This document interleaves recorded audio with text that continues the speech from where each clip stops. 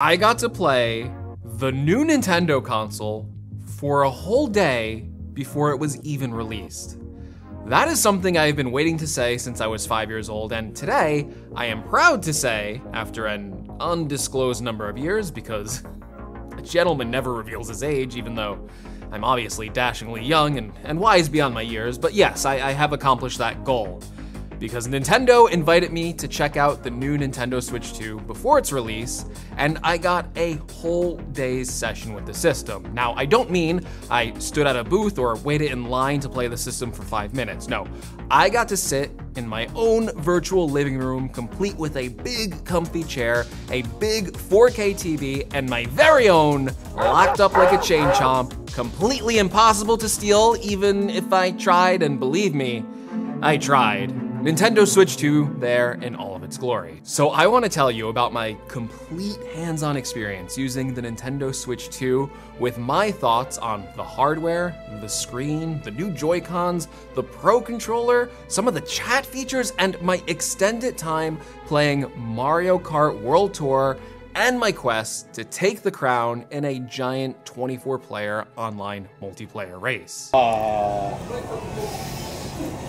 Ooh. My day started with a short introduction to the Nintendo Switch 2 hardware, with about a little over an hour playing the Nintendo Switch 2 Welcome Tour, which is a separate game that combines a bunch of mini-games, quizzes, and just fun facts about the Nintendo Switch 2 hardware. And playing this game was actually my first time playing any sort of the Nintendo Switch 2. This is my first time with the hardware, so the first thing I noticed was the new Joy-Cons. I immediately noticed that they were larger in size, they fit a little bit better in my hands, the button spacing was pretty good, and the analog sticks were a noticeable improvement over the old Switch, and just about everything about the Joy-Con experience felt a little bit better because they were bigger. And even things like the rumble were enhanced in these new Joy-Cons, and that was kind of shown off to me in some mini games where you had to kind of guess the exact precision and strength of the rumble. There was even a demo in this game where you could shake the Joy-Cons like virtual maracas, and then they also had this option to change the sensation of the rumble. So you could pick like a rubber ball bouncing back and forth, or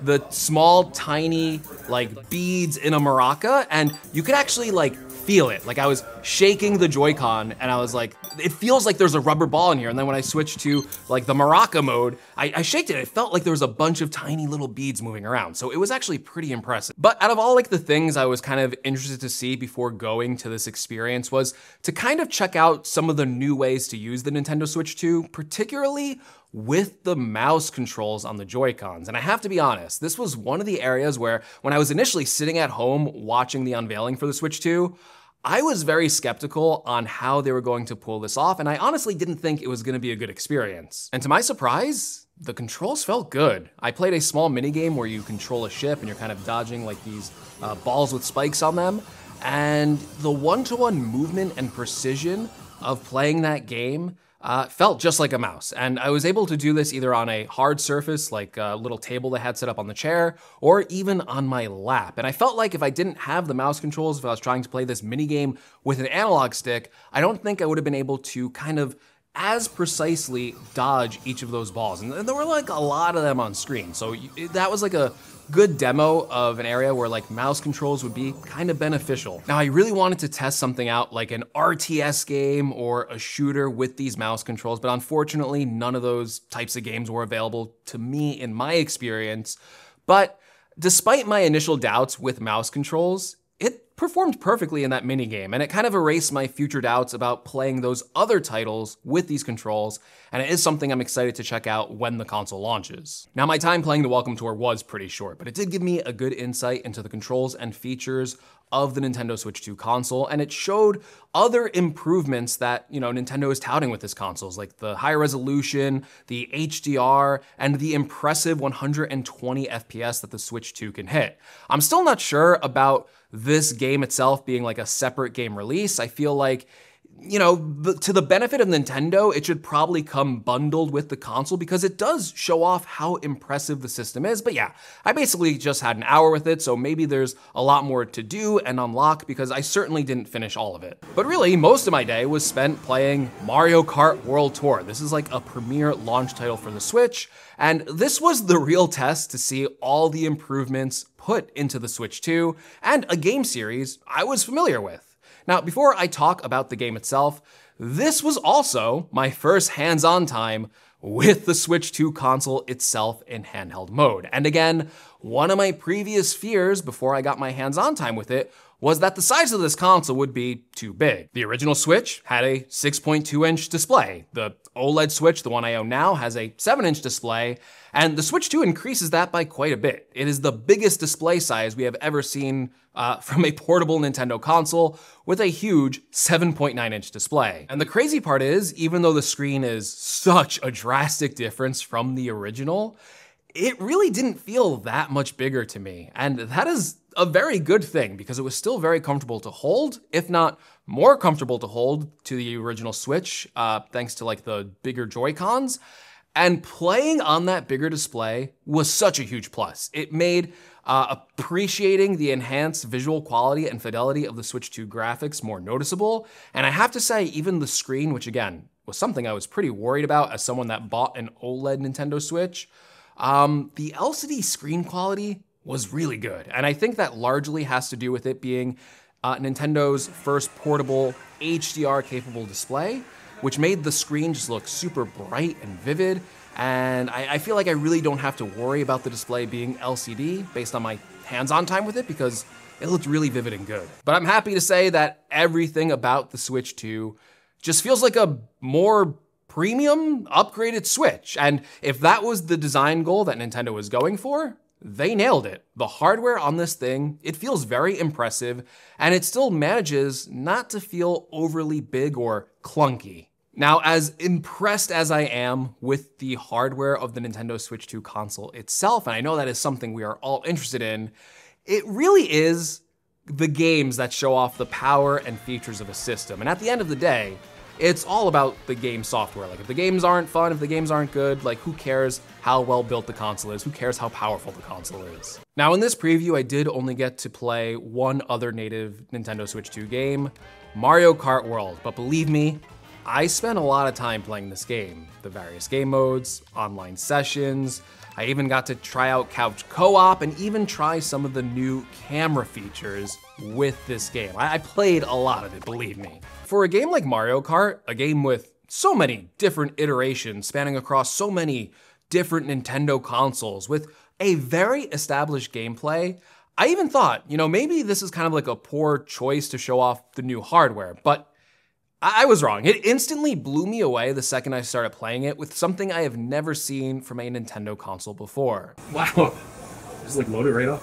Because I was sitting on the menu getting ready to head into the new free roam mode. I was watching Mario drive around on what I assumed was like just like a generic loading screen. And as soon as I pressed play, the game seamlessly transitioned from what I was watching on that menu screen into the actual like full free roam mode. Like the full map of Mario Kart World was in front of me. And that in itself said to me, okay, this is not the old Nintendo Switch experience, this is the next generation. Now in free roam, you have a very expansive world map where you can drive to any course in Mario Kart World. So I spent my time driving around, testing out the controls for an eventual multiplayer face-off that was scheduled for later that day. And I was playing through all of that for about an hour in free roam mode, driving around like that open map, and I just had a really fun time vibing, doing tricks, jumping off ramps off the back of other like trucks driving around, riding on like the train rails and then heading head first into a train. Like there's always something fun about open world maps, the ability to kind of be creative with it and just exploring something new and interesting, and that's kind of like what my experience was like with that free roam section. I just felt like it was a really fun mode to kind of experiment with. Now, while I was playing the game just fine with the Joy-Cons, I actually noticed that there was a Switch 2 Pro controller sitting unused in my virtual living room simulator. So I picked that up and decided to move on to a different game mode. So I went into the Grand Prix mode, tried out some of the courses there because I really wanted to test myself before the online session later that day. I didn't want to embarrass myself as the prominent influencer there. Can't even say the word influencer, but listen, I just wanted to win that race. I wanted to be number one. You know, I still eked out the victory. Still a champion. Okay. The time I came in third was just, a mistake. You know, it was like an error. It didn't count. Now, playing on the Pro controller was a step up above for me in comfort. I really like playing on a traditional style gamepad, especially when playing docked to the TV. And overall, it felt similar to the existing Switch Pro controller on the Switch, but just a little more smooth, a little more matte feeling, something that would be good later for my competitive session where I started getting nervous and getting sweaty hands and, as I bounced between first and 24th place. But yeah, overall, I just really liked how the new Pro controller fit in my hands. Again, the design just felt a little more premium than the past Pro controller design. Now, before we get to the epic showdown, I did have a lot of fun playing against the computer opponents in Mario Kart World. In the Grand Prix mode, it was really fun just racing through all those different tracks. The graphics and smoothness of the gameplay were just really impressive to me. It felt like a marked step up above the Switch. It also gave me a lot of time to check out the different courses. I really liked how seamless it was sometimes when you race between course to course. And I got to try out some of like the new characters. Like there's a lot of characters in this game. I even got to play the penguin from Super Mario 64, which is kind of crazy to me. Like I remember playing Super Mario 64 and like seeing that penguin helping the little baby penguin, and now it's just like in Mario Kart World. I don't know. Stuff like that is always like fun to me. Like it's like, okay, here's like a character you didn't expect in the game. And I was like, cool, here he is. Hey, first place, look at that. I still got it. But when it came time for the intense competition, there was only one character that could lead me to victory. The Bone Daddy himself, Dry Bones. Yeah, hidden in plain sight on my set, maybe a little bit off camera sometimes. For many years, I've had this Dry Bones plushie. So this was my moment to give this guy his glory, his day in the sun. He's so often overlooked, Dry Bones, but not today. We're gonna make sure that he's the King Koopa, and people will learn to respect the name Dry Bones. And I promised myself at the end of the day, no matter what, I was going to get this glory. This was my moment for victory. And what a moment it was. Finally, the dawn approached, the bell rang, the flags were, waved, and the competition between me and 23 other players in Mario Kart World's Knockout Tour, where you race through 6 different laps, and at each lap, 4 players are eliminated. And after many attempts with highs and lows, I emerged without victory. Yes, I did not win this mode for Dry Bones. There's more to come. But yeah, Mario Kart Knockout is a fun mode. I think it represents one of the coolest game modes I have ever played in the series. The scale just felt monumental. You literally had a race between 24 different players, and I was on the edge of my seat the entire time. I was locked in, I was leaning forward, I was moving side to side. It was like the most intense race I have ever experienced in a Mario Kart series. It's a mode that also demonstrates the seamless nature from when I first drove into Mario Kart World. You can see each knockout track isn't like its own separate race with a loading screen. It is a giant interconnected race that takes you between all these different tracks. That means you're not constantly looping over the same track, and you're literally racing to a set destination, constantly facing like new terrain, new challenges, like unpredictable moments, and like the pressure just keeps mounting up because at each checkpoint, like 4 of those players are going to be dropped out and left behind on the sidelines to watch. So it just felt like that mode, like the stakes were high, like you wanted to stay in the race like so bad. Like I know I did. But I also like appreciated how balanced that mode felt to me. Like there's nothing worse than playing a racing game and falling behind to last place after making like a mistake. And then like there's no greater sense of dread than being so far behind in that race that it kind of almost feels like pointless to play, like you'll never catch up. Like that ruins the fun of the game. But even when I thought I was down and out, there was always an item like a bullet bill to propel me forward, and the sheer scale of 23 other players battling out ahead of me means that there are plenty of chances for the other racers to slip up and make mistakes as well. It was just an incredibly fun and challenging competitive mode. I always appreciate competitive modes, and I can see myself coming back to that mode in particular again and again. And I did. And I lost and lost and lost some more. But I got a little bit better each time, and still, there were other game modes to be played, and I would not be satisfied until Dry Bones was crowned victor at least once, which led to something I'm better at than racing. Battling. Next, we loaded up into playing the coin runner mode, where your objective is to collect coins around the map and have the most coins by the end of 3 minutes. Now, it's not that simple because, of course, there's items on the map, so you also have to constantly like dodge other players throwing items at you, trying to hit you and like knock coins out of your inventory to steal them, because you can do that. But finally, this was a mode where I seemed to have the upper hand, because I found out that collecting coins is pretty important. I was pretty good at dodging the attacks of the other players, and I'm proud to say that yes, I indeed, alone, at the end of all these rounds, shared first place with Brandon. He still got the crown though, and that was my goal. So, Dry Bones, we got our victory. Okay, still, there was one more chance, one more game mode where I alone could secure victory for Dry Bones. A true battle mode, no coins, just pure combat, throwing items, and popping balloons until no one remained. Oh wait, it's a team battle. I'm on a team. Well, at least I can be the top member of my team, and I did. I fought, and round after round, I proved my worth, scoring high with each balloon I popped.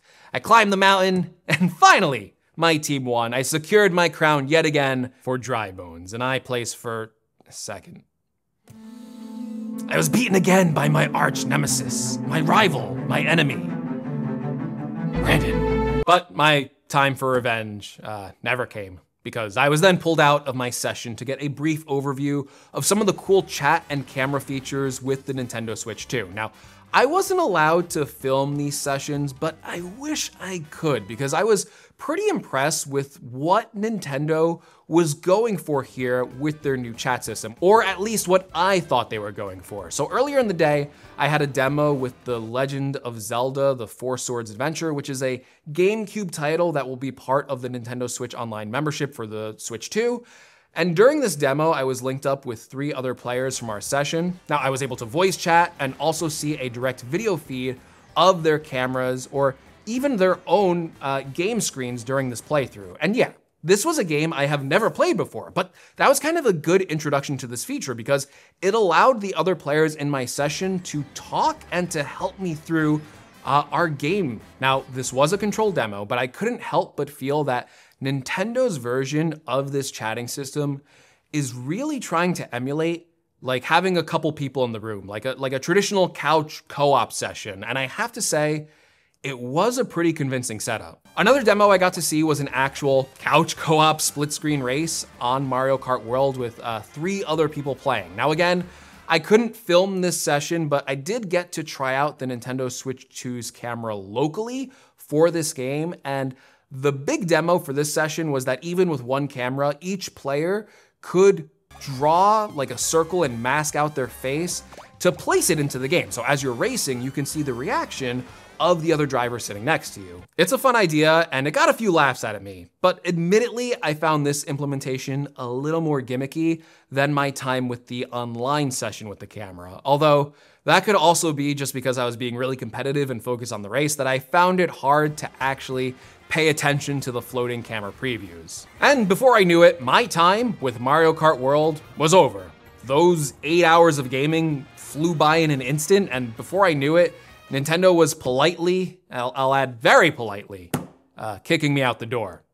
And all I could wonder is, I hope my cameraman got all the shots I needed because I was having way too much fun playing Mario Kart World that I can't wait to pick this title up on launch day. And I can't wait to have the most unfair advantage I have ever had against my friends because I got to play this all before the console was even launched. Like I said towards the start of this video, the Nintendo Switch 2 hardware is impressive. But at the end of the day, it is all about the games. And if my time with Mario Kart World is any indication of what we can expect with the launch of the Switch 2, I'm going to guess it's going to be a lot of fun. So that was my time, my first full day with the Nintendo Switch 2, and I walked away really impressed. I cannot wait to dig more into this system when it launches, and it's launching soon. Like, it's coming out in like 2 days. So I'm very excited. So if you want to see even more of my thoughts on the Nintendo Switch 2, get subscribed for a full review after I had a lot more time with it. And if you like this video and had fun watching it, be sure to give me a like as well. And hey, thank you for watching, and I'll catch you all in the next one.